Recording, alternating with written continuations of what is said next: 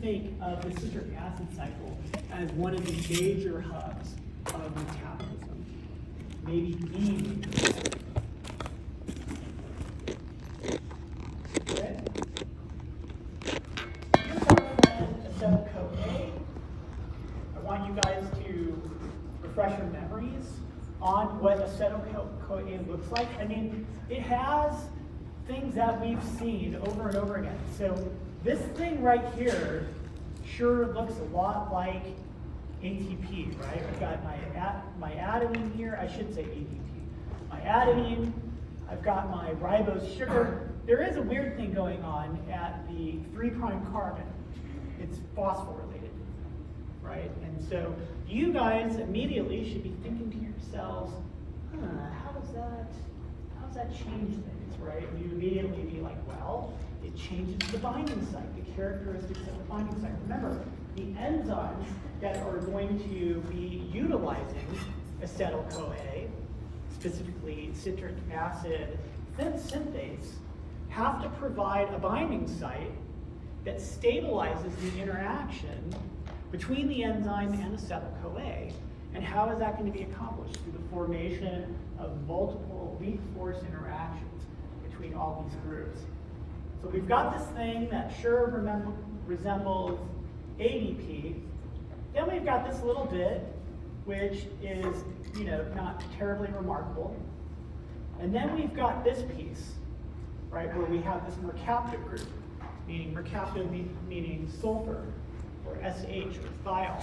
And that's going to form a thioester bond to the acetyl group that's derived from pyruvate.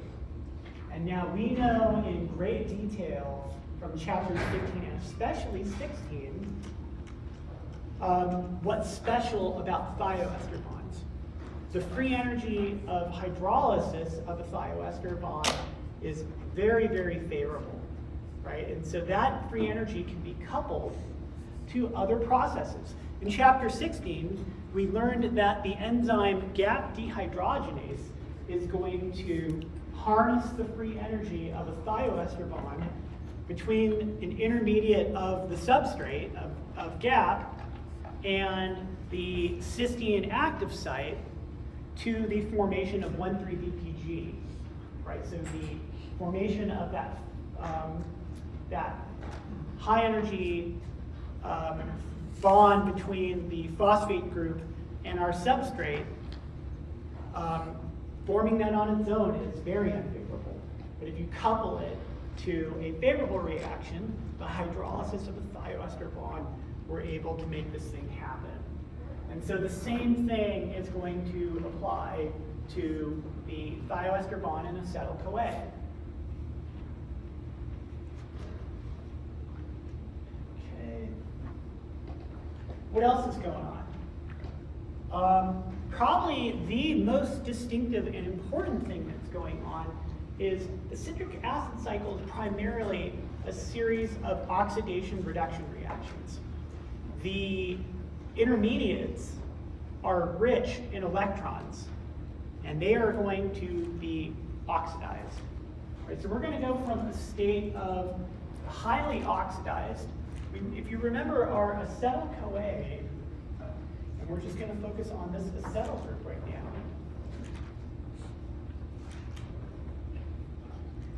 I've got this methyl group here with 3 carbon-hydrogen covalent bonds.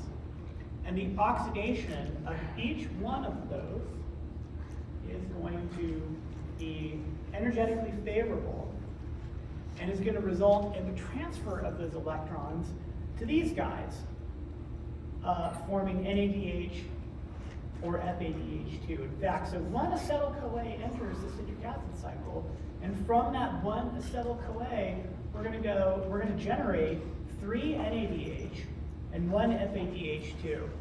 And I already told you guys earlier that this is going to be the fuel for generating our proton gradient in the mitochondria, which is ultimately responsible for generating the free energy that's necessary to be coupled to the unfavorable reaction of generating ATP from ADP and phosphate. As I pointed out earlier, we're going to be witnessing decarboxylation reactions. I mean, that makes sense. What's happening to those carbon atoms that are getting oxidized? They're becoming CO2, which is, if you remember from chapter 15, as far as a carbon atom goes, that's the most oxidized state. So we could say that CO2 is the lowest in free energy of anything in this cycle. And then the other thing they point out here is we're going to generate a GTP. This is a weird thing. This is one of the weird instances in metabolism where, for whatever reason, the enzyme involved in this process to phosphorylate GDP instead of ADP. And as you'll see, it doesn't really matter. It's very easy to convert GTP to ATP, and so on and so forth. And so I don't really have an answer for why life evolved this way. It just did. But this is another instance of what we call substrate level phosphorylation. So it wouldn't be a bad idea for you guys to create tables. 180. Definitely want to make sure we get to 200 for my Amazon book.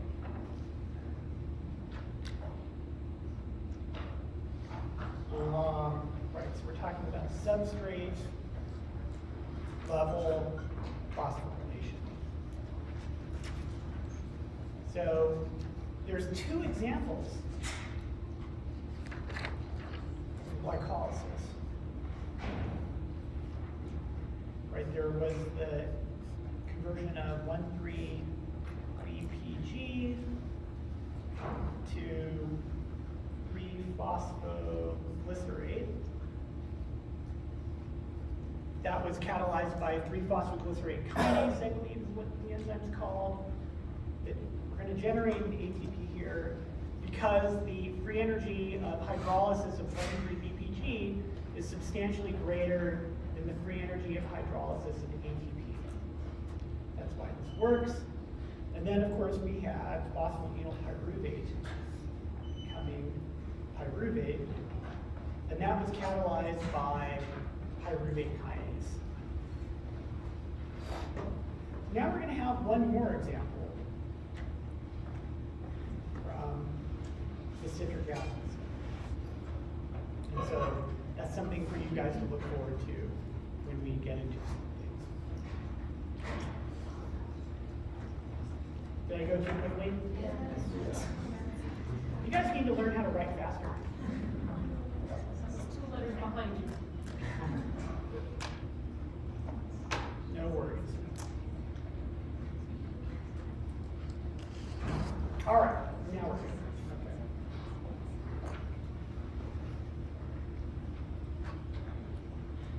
Okay.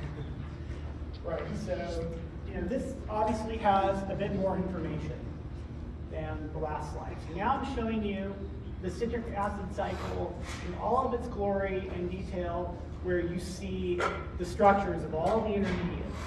The product, by the way, the product is called oxaloacetate.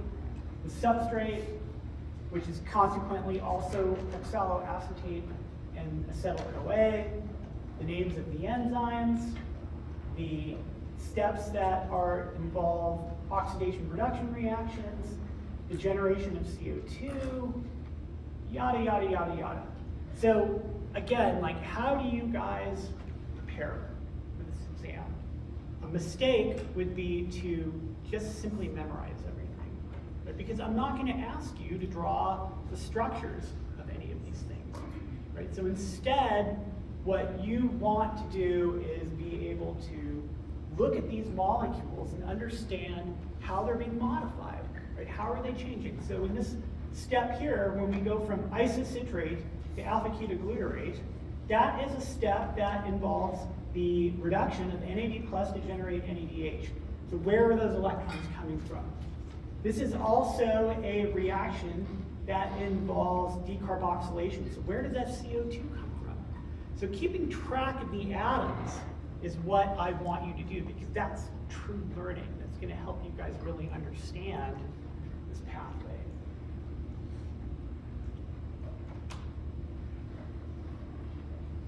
So instead of thinking about 3 NADH and 1 FADH2, we can think of it as the generation of electrons, right? And that's going to be 8 electrons because each of these molecules can carry 2 of these high energy electrons.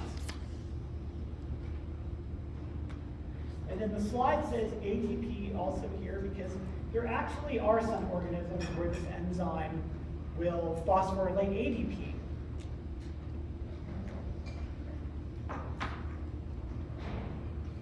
So now let's talk a little bit about, let's set the table for how all this is going to get regulated. And so as you guys know, regulation can occur at multiple levels. Typically enzymes are regulated, but it's also possible to regulate metabolic pathways by the localization of the enzymes and the intermediates in the cell.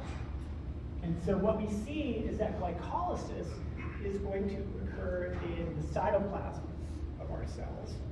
We're going to get the pyruvate, and then that pyruvate is going to have to go into the mitochondria, where it will then be converted to acetyl-CoA, and then all of the citric acid cycle enzymes also reside in the mitochondria, right?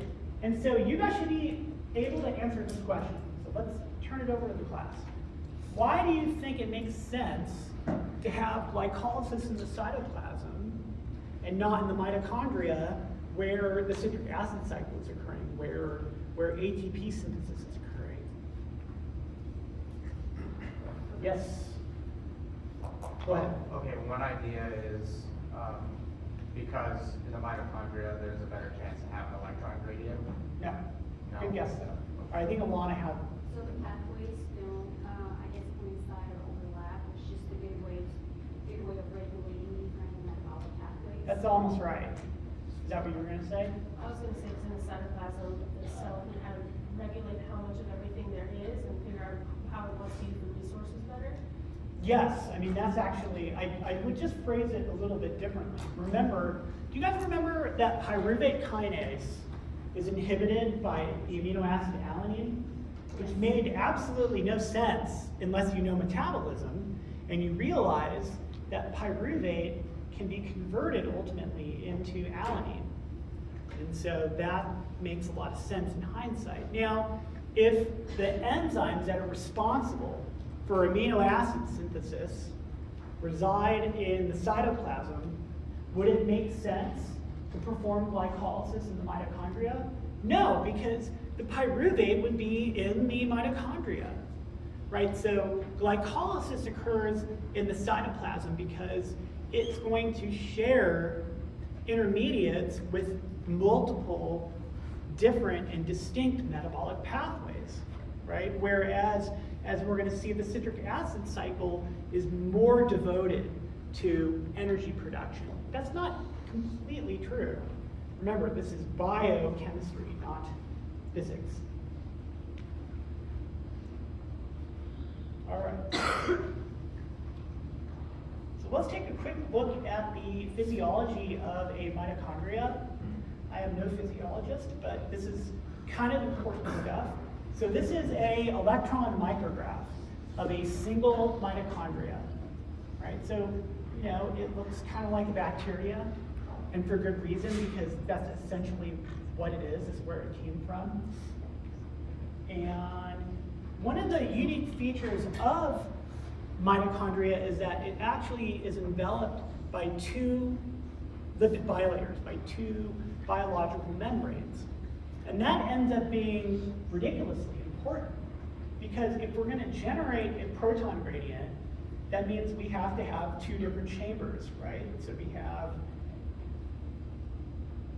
I'll elaborate on your picture here.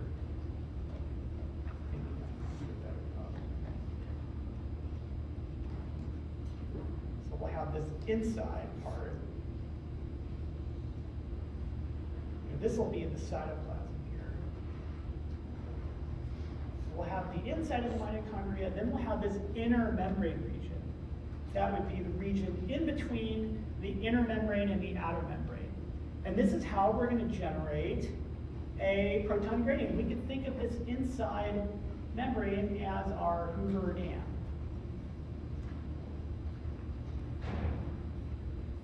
So that makes a lot of sense.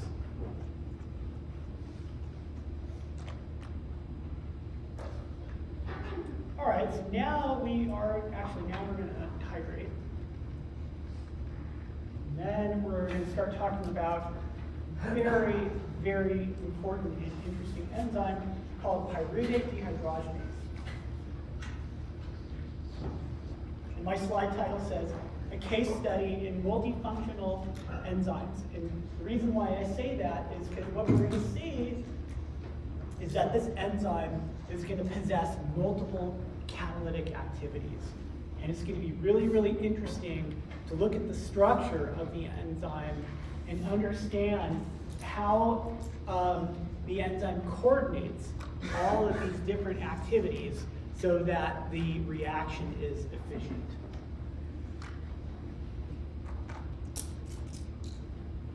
Okay, so once pyruvate is in the mitochondria, it is going to be converted to acetyl-CoA by this enzyme. Let's look at the substrates and the products of this reaction. Of course, one substrate is pyruvate, but we're also going to utilize coenzyme A. We're also going to utilize or need an NAD+.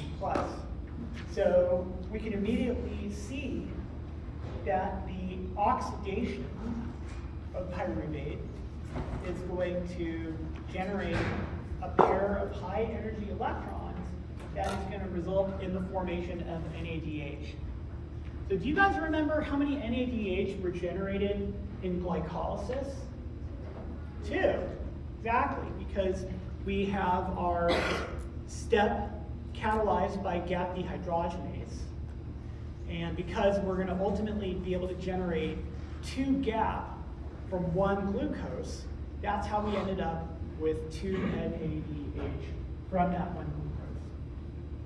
And so we're actually going to get 2 NADH because we have 2 pyruvate from that 1 molecule of glucose, yeah? And then we see that we're going to generate CO2 as well.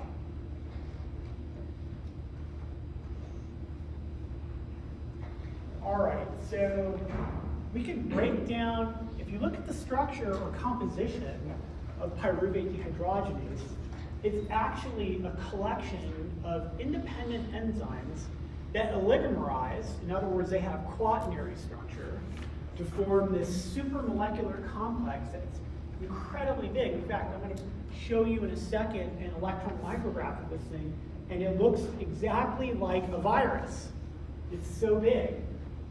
And so we had to give all of these different subunits names. So the first enzyme is called the pyruvate dehydrogenase. That's where the oxidation reduction reaction is going to occur. And this was abbreviated E1 by the biochemists decades ago that made these seminal discoveries. Amazingly, there's going to be 24 of them in a pyruvate dehydrogenase enzyme, right? So 24 copies of this thing. It has something called a prosthetic group. So we've talked a little bit about this. But let me refresh your memories. So basically, we learned during our discussion of enzyme mechanism that in a fair number of cases, enzymes are going to require more than just the side chains of the residues that compose the protein, right? So we call these could be called cofactors, they could be called prosthetic groups. And so in the case of pyruvate dehydrogenase, each enzyme is going to have its own prosthetic group. And so, of course, we're going to ask the question, why? What does the prosthetic group do? And we can think to ourselves, why is there even the need for this? Why couldn't the enzyme just use its own side chain resonance?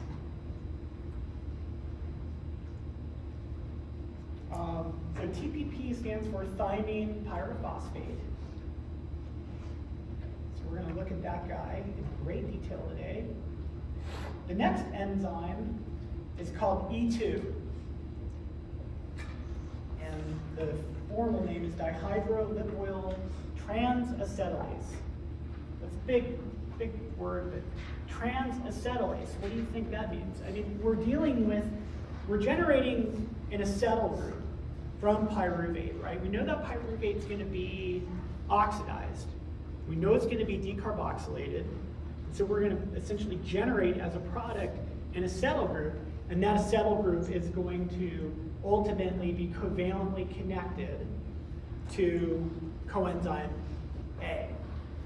And so transacetylase implies that this acetyl group is just being transferred from one area of the enzyme to another. Then we have a dihydrolipoyl dehydrogenase. So apparently there's going to be another oxidation reduction step. Right? So in E1, we're going to have an oxidation step, right? And so the electrons are going to be transferred from pyruvate to something. And then in the E3, that something is going to transfer the electrons to FAD to generate FADH2. Right? So this is a little bit of a game of electron hot potato. The electrons originate from pyruvate, get transferred to a prosthetic group called lipoamide on the enzyme, and then ultimately those electrons are transferred to FAD, generating FADH2, which is,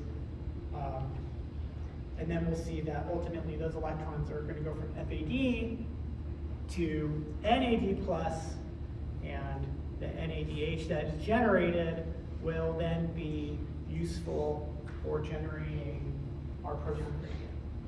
There's a lot going on here. So I created this table to break all this down for you.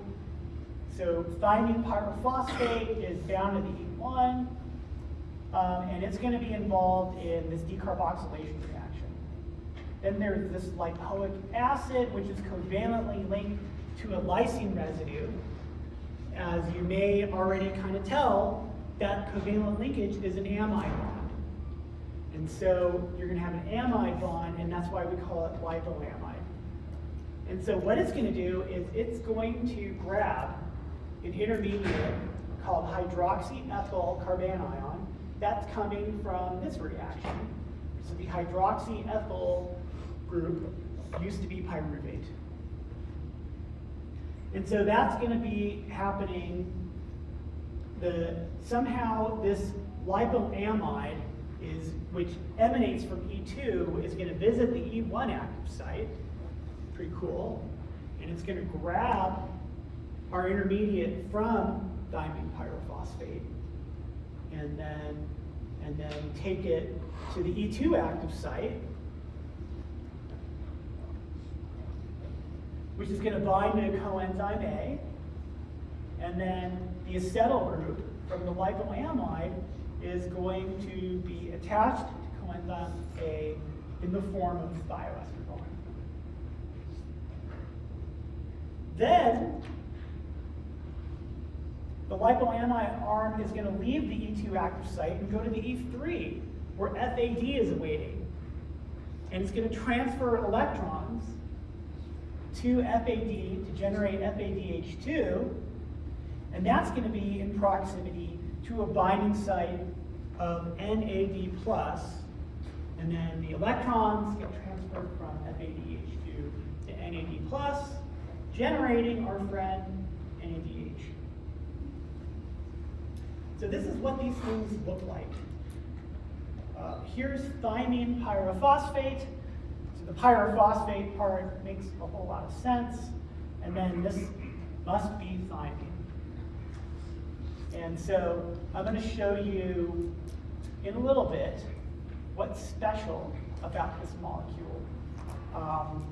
I think I already told you a little hint about what it does, but basically it's going to react with pyruvate to catalyze the decarboxylation.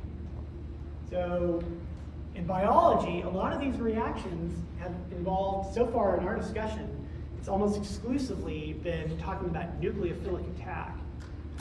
Somewhere on here is a nucleophile that is going to attack pyruvate. So we're going to learn how that works. This is the lipoic acid. So this is a carboxyl group that, when joined to the amino group of lysine, forms our amide bond, right? So a lysine looks like this. And, by the way, now is not the time to forget how to draw your amino acids. So you should be practicing this on a daily basis if you want to do well on the final. And so that lysine is going to be covalently modified by lipoic acid, generating this, an amide bond, which should look incredibly familiar to you all by now. And there it is. Okay. And I should mention, so what do we think is the action part of this molecule? Well, I've got 2 sulfur atoms right there. Right? And I don't know if you guys remember this. It goes way back. It feels like 10 years ago. It was something like 3 months ago, though, when we were talking about Chapter 2, protein structure, and we talked about disulfide bonds. And we said that a cysteine can exist in the reduced state, or it can exist in the oxidized state, which we call a disulfide bond. And now you guys are ready for the prime time because you're such awesome biochemists. And so what is the difference between the reduced state and the oxidized state? This has more electrons. Right? There's 2 more electrons here than in the disulfide bonded state. So this should serve as a great hint as to the molecular function of lipoamide. It's essentially a transport system for electrons. So ultimately, this is going to be our mechanism for taking electrons away from pyruvate and ultimately delivering it to our good friend NAD+. Okay, I promised you I would show you the micrograph of this enzyme. Here it is. It looks like these big particles, although it would have been nice if they could have put a scale here so that we would know what's going on. So now they're showing us in a very low resolution sense, the structure of this thing. So again, remember we have E1, E2, and E3. And it turns out that even though, if you recall, the number of chains in E1 is 24, they're not all the same. So it's not 24 identical copies. Similarly, when they say number of chains in E2, they say 24, it's not the same thing. So now let's look at what I mean by that. Please turn on. So when we look at E1, it turns out that E1 has an alpha subunit and a beta subunit. And it exists, E1 is a heterotetramer. Whatever, tetramer. It's not a spelling class. Can you guys think of another heterotetramer that we studied that's kind of awesome? Yes, hemoglobin. This is the same thing. Do you guys think that the structure of hemoglobin and pyruvate dehydrogenase E1 will resemble one another? Not necessarily, right? These are totally different subunits. So don't get confused. Just because they say alpha 2 and beta 2, that doesn't mean that this is hemoglobin alpha chain, hemoglobin beta chain. These are just totally distinct polypeptide chains that correspond to the alpha subunit of the E1 enzyme of pyruvate dehydrogenase. Right? Sorry, it is confusing. So if there are 24 subunits in pyruvate dehydrogenase that form the E1, I should say consist of E1, then 24 divided by 4 is 6. That means that ultimately pyruvate dehydrogenase has 6 E1 enzymes. And then what's going on with E2? E2 is apparently a homotrimer.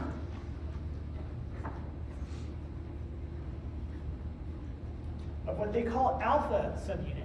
But again, it's not the alpha subunit from E1, it's the alpha subunit from E2. So they expect you to understand that this is implied.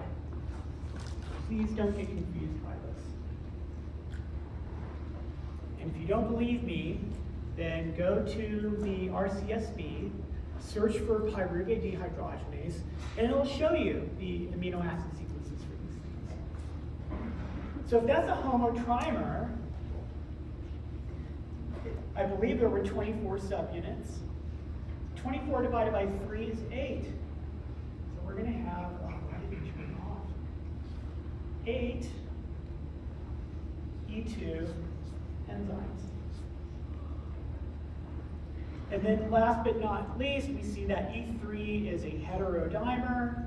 There were 12 subunits. 12 divided by 2 is 6. We're going to have 6 E3 enzymes. Right, and so that's ultimately how we're going to get 6, 6, and 8. So 20.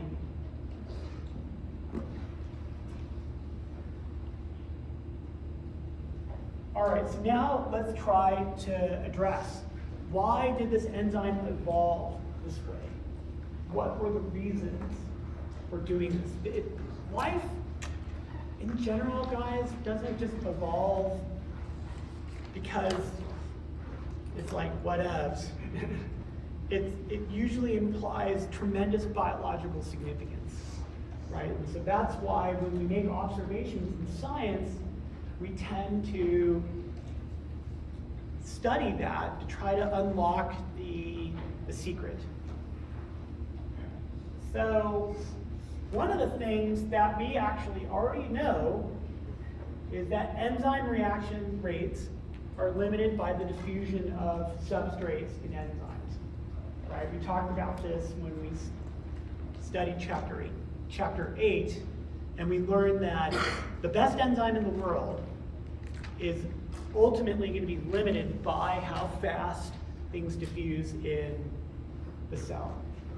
Right? You can't do any better than that because this is what it is, right? Things can't diffuse any faster than physics allows. It's like saying we can't go faster than the speed of light because you can't. Unless it's Star Trek, then of course you can. All right, so how can an enzyme deal with this? Well, what if you didn't really have to diffuse? You know, what if I could take those electrons from pyruvate and instead of putting it on some intermediate molecule that has to diffuse through the cell, trying to find the E2 enzyme, what if I just invent a system that will grab them and move them over? Literally going from here, grabbing the electrons, and then putting them over here, right? That totally is a way of dealing with this diffusion issue, right? Because now we're not beholden to the laws of diffusion.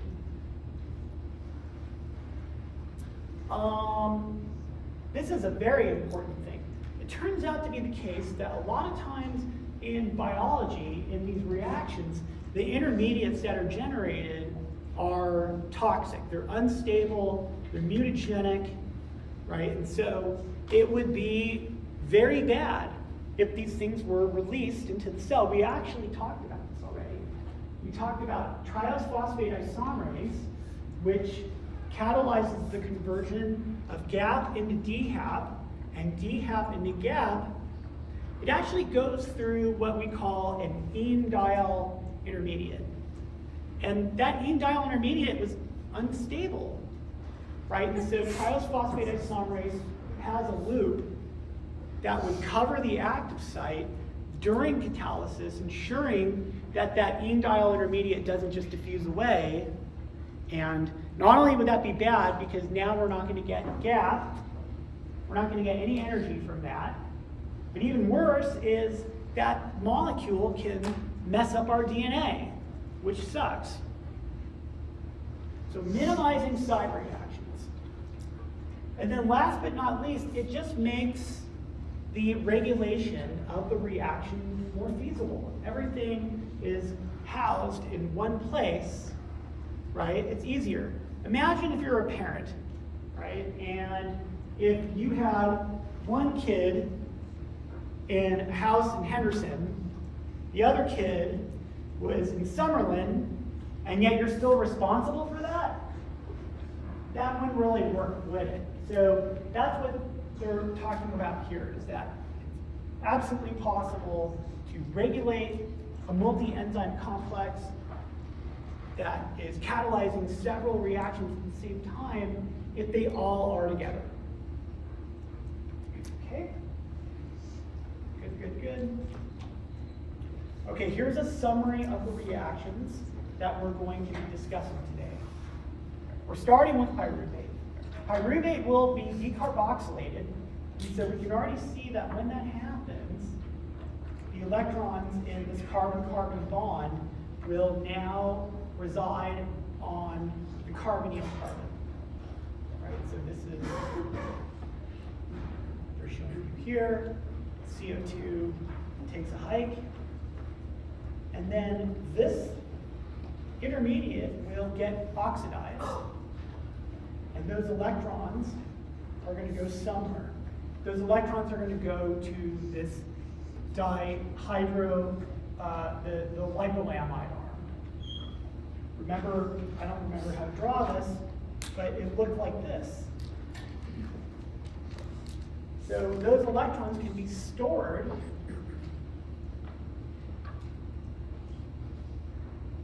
in the form of reduced thiols. Then what's going to happen is we have this molecule, which then will be susceptible to attack by an activated coenzyme A.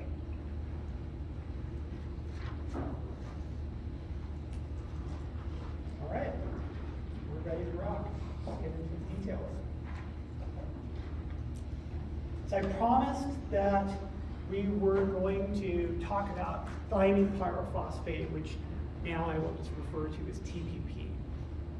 And we were suspecting that this is going to become a powerful nucleophile, because that's what I need. I need nucleophilic attack on the carbonyl carbon of pyruvate, which is actually, ultimately, this is quite stable.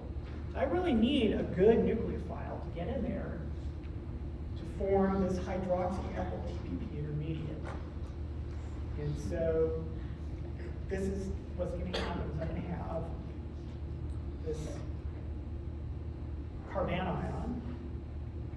I want you to make note that that carbon there carries a negative charge on it. Now, I'll show you this in a second, but normally TPP can exist in two different states, where this carbon is protonated. So it toggles back and forth between the protonated state and the deprotonated state. see. Yeah, I'm showing you that here. So this was really just our summary slide. So this is going to be our nucleophile. It's going to attack here. This is going to form an intermediate that we want to form because this intermediate will ultimately result in the generation of CO2, and then this can become oxidized. And they did it again.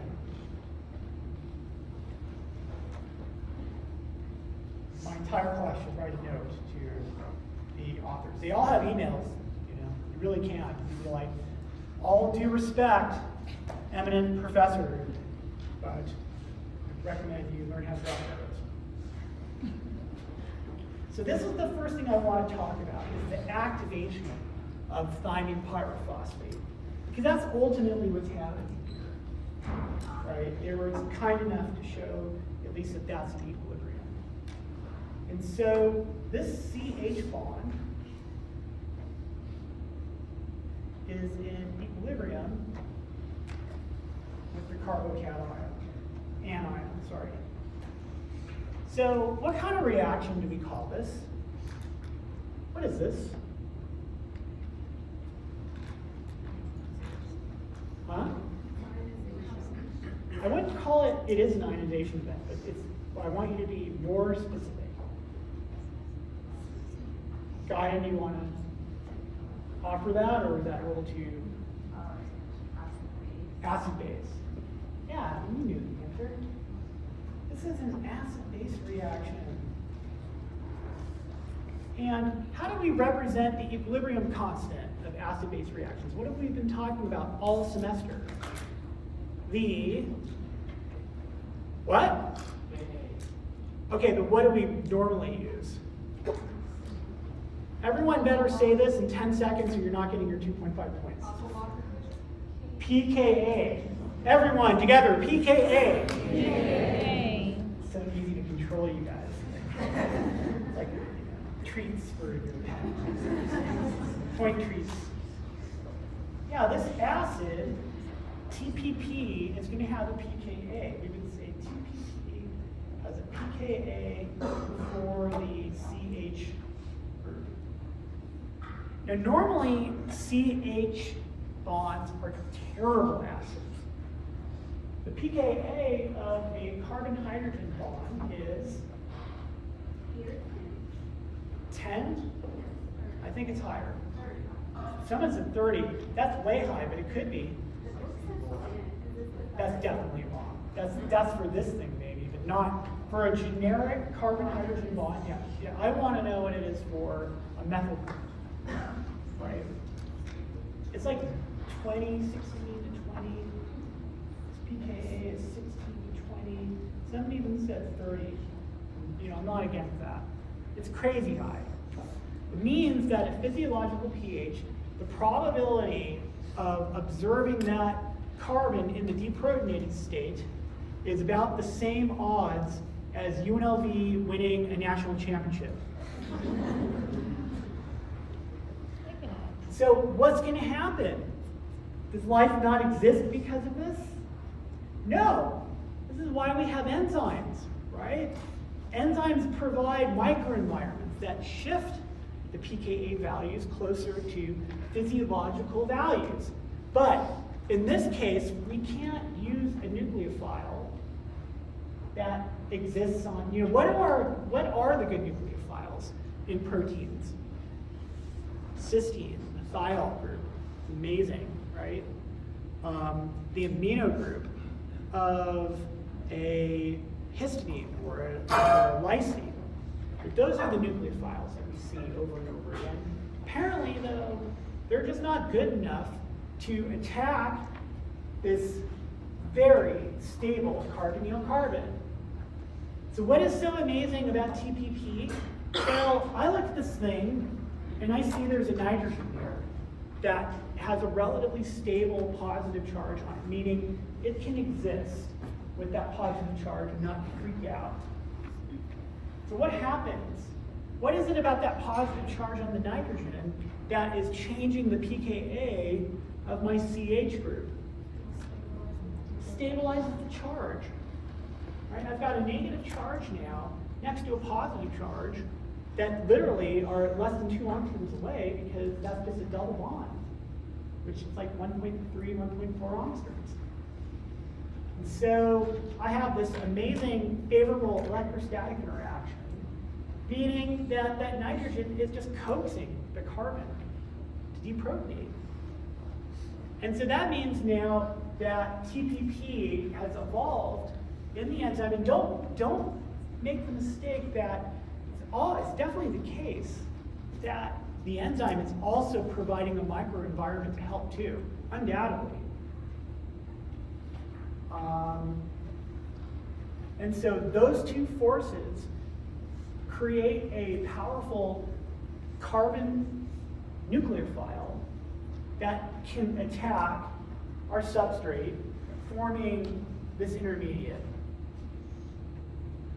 which will then spontaneously decarboxylate when a lone pair of electrons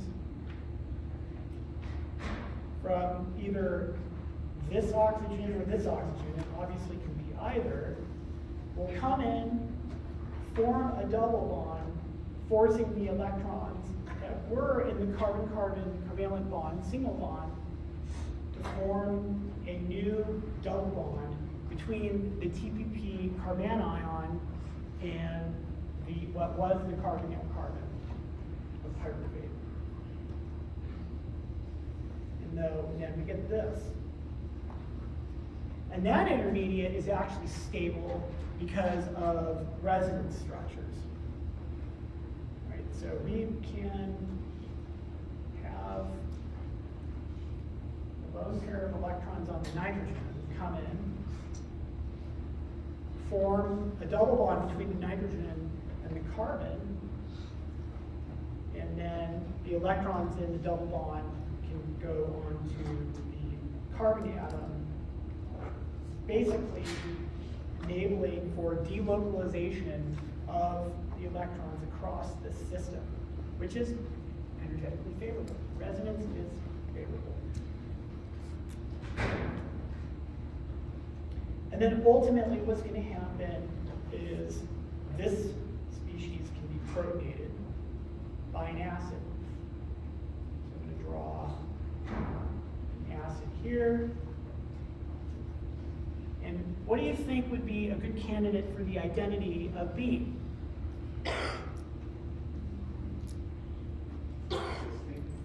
Cysteine? I don't remember cysteines really ever being good proton emitters or proton acceptors.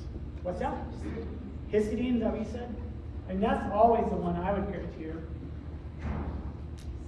What else? Lysine, did someone say lysine? Yeah. Who? Rebecca Woods, you're right. Lysine can absolutely participate in general acid-base catalysis. Anybody else? What? Arginine, not so much. Asparagine, definitely not. You're close though. Aspartate. And what is the close cousin of aspartate? Weird. Okay, so basically, that's how we get to hydroxyethyl TPP. Okay, you guys finish writing.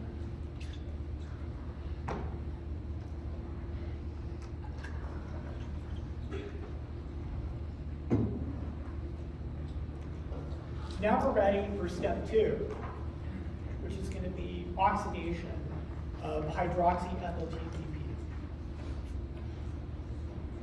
And this is where lipoamide is going to come in. Remember, lipoamide emanates from the E2 enzyme. This lipoamide has to somehow visit the E1 active site where hydroxyethyl TPP exists. And so ultimately, electrons are going to be grabbed, and we can kind of see how this is going to go. I mean, we're going to ultimately form an enzyme acyl intermediate between lipoamide and the acetyl group, regenerating TPP. So TPP just got regenerated, and ultimately the acetyl group gets transferred. And what is special about that?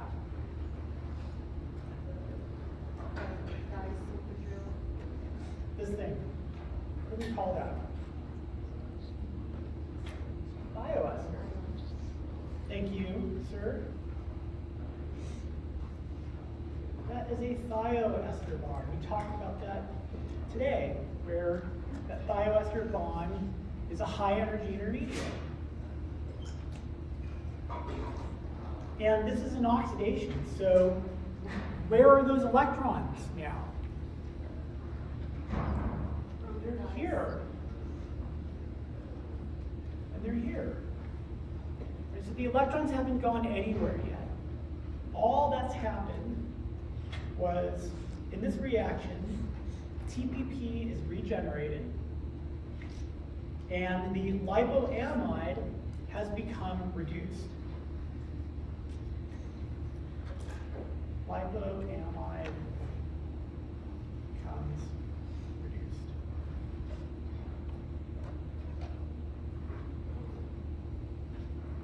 And what got oxidized? This guy, the OH got. The disulfide is what got reduced. The OH is getting oxidized. Why? Because, see, we have the C double bond O now.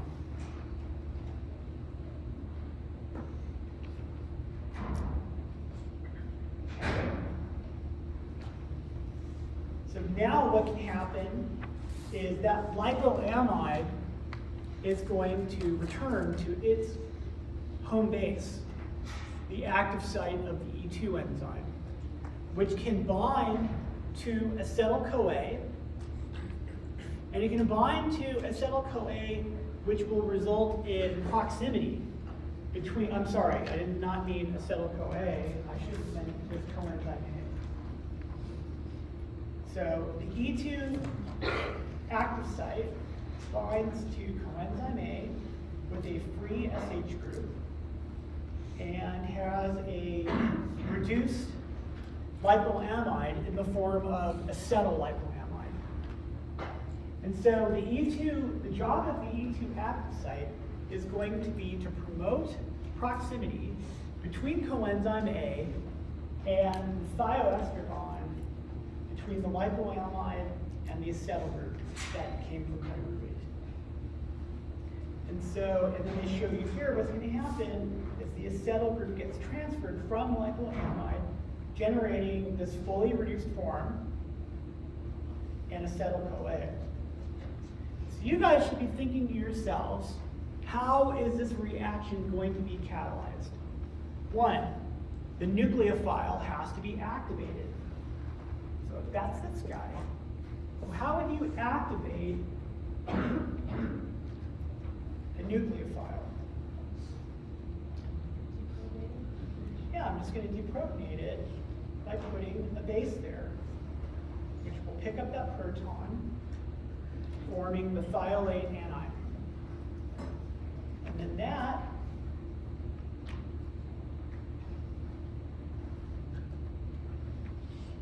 will attack the carbonyl carbon of the acetyl group. Why? Because it is in the perfect place to do this. And then you might be asking yourselves, well, where's the energy coming from? Well, a thioester is a thioester, right? I mean, I'm basically starting with a thioester and I'm ending with a thioester. So this is, I predict, an imminently reversible reaction. It should be fine.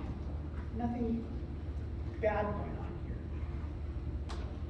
That's why I drew my arrows as being equal. These are both high energy intermediates.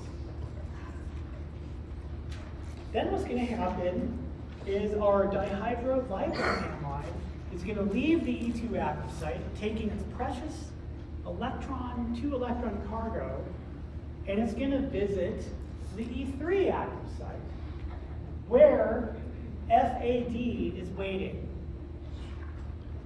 And again, what's going to happen is the enzyme will catalyze the reaction by promoting proximity between FAD and the atoms that are going to be accepting those electrons, by the way.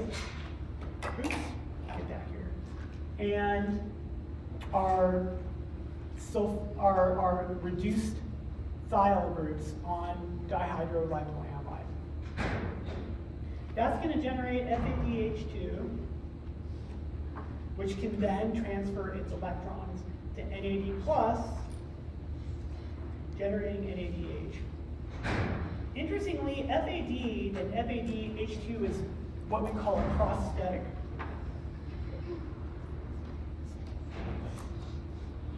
Always there. Right? So what's binding dynamically is NAD+ and NADH. The FAD is permanently bound to this enzyme.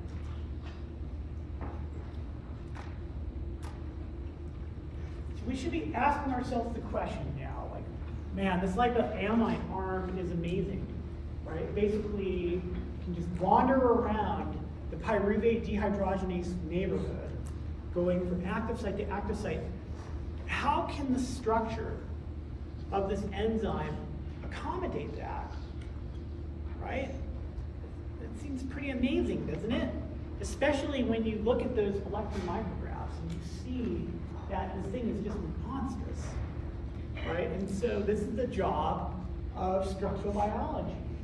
Back in the day, structures were done by X-ray crystallography, and nowadays can be accomplished by either X-ray crystallography or cryo-electron microscopy, where we can see in atomic resolution detail how this would work.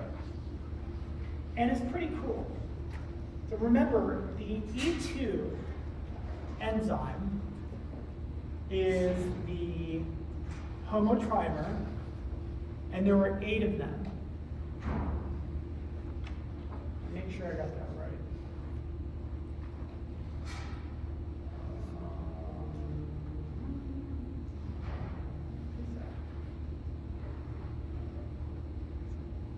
Here.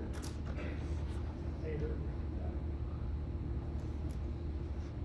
Yep, 8 E2s. So 8 homotrimers. And so that's what they're showing here.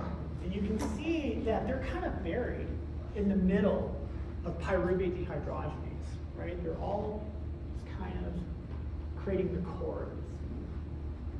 And then on the outside is the decoration of the 6 E1 or E3s. And the way they chose to draw this is they're showing you all the subunits just to make it a little more confusing. And so now what they're doing is they're showing the structure of E2. And so here is the part of the enzyme that contains the active site.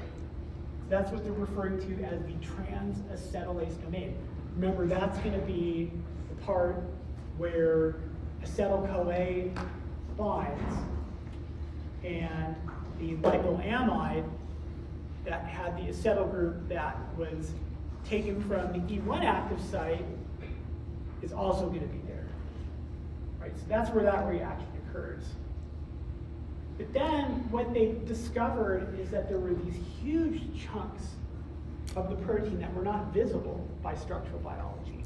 That doesn't mean they're not there, right? In a crystal structure, when you can't see something, what it means is that those atoms are disordered, meaning that they're flopping around, okay, and they don't contribute to the diffraction pattern because of that. So there's this huge portion of the E2 subunit that's largely disordered, meaning floppy. Think of it like a lasso. And then at the end of it is this small domain, which contains the lysine residue that was modified by lipoic acid to generate lipoamide. And that's what this is here. Here's the lysine, and then here's the lipoic acid part, and there's those two sulfur atoms. And so this is now explaining structurally how coordination between the E1 active site and the E2 active site, and between the E2 active site and the E3 active site exists. The flexible arm between the lipoamide and its domain and the E2 active site enables this thing to travel relatively large distances. It can reach all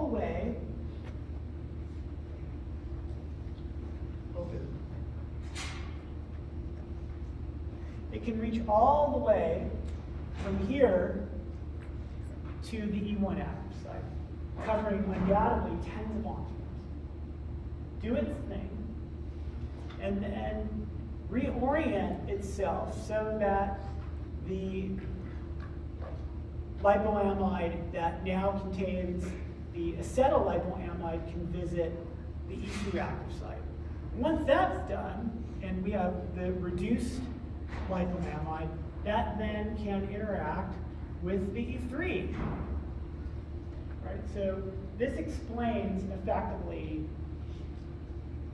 how these reactions are coordinated. It all comes down to a flexible tether between the lipoamide domain and the E2 active site. You guys get it?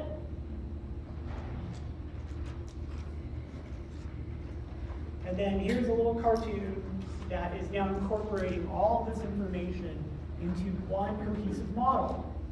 So we're starting here where we have E2, E3, and E1. The E1 is bound to thymine pyrophosphate permanently.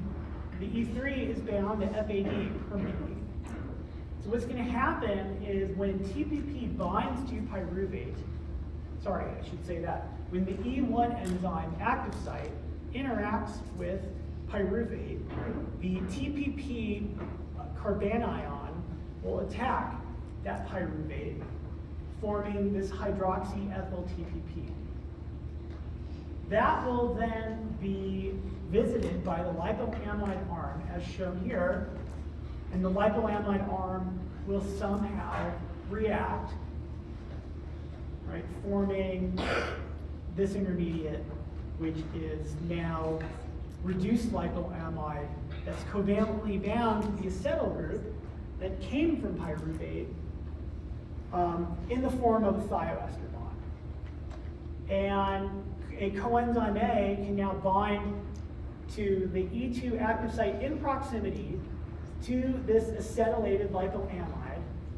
The enzyme active site will catalyze activation of the thiol group on coenzyme A, enabling its attack of this thioester bond to form acetyl-CoA.